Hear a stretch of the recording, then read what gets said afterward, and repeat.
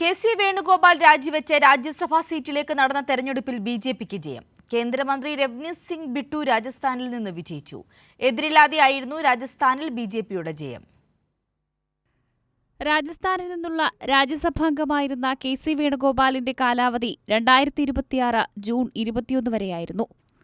BJP സംസ്ഥാനത്ത് ഭരണം പിടിച്ചിട്ടും രാജ്യസഭാ seat രാജിവെച്ചാലുണ്ടാകുന്ന ഒഴിവിലേക്ക് കോൺഗ്രസിന് ജയിക്കാൻ കഴിയില്ലെന്ന് അറിയാമായിരുന്നിട്ടും ലോക്സഭാ തെരഞ്ഞെടുപ്പിൽ മത്സരിക്കാനുള്ള തീരുമാനത്തിൽ വിമർശനം ശക്തമായിരുന്നു.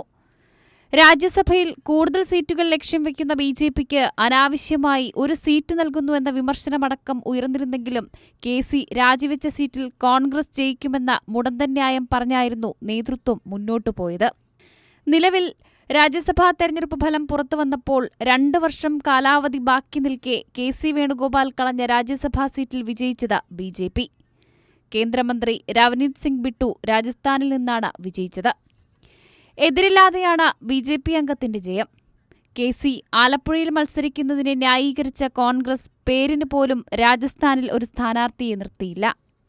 12 സീറ്റുകളിലേക്ക് നടന്ന തെരഞ്ഞെടുപ്പിൽ ഒരു സീറ്റിൽ മാത്രമാണ് കോൺഗ്രസ് ജയിച്ചത്. തെലങ്കാനയിൽ നിന്ന് മത്സരിച്ച കോൺഗ്രസ് നേതാവ് മനു അഭിഷേക് സിംഗ്വി തെരഞ്ഞെടുക്കപ്പെട്ടു. കേന്ദ്രമന്ത്രി ജോർജ് കുര്യനും രാജ്യസഭയിലേക്ക് തെരഞ്ഞെടുക്കപ്പെട്ടു.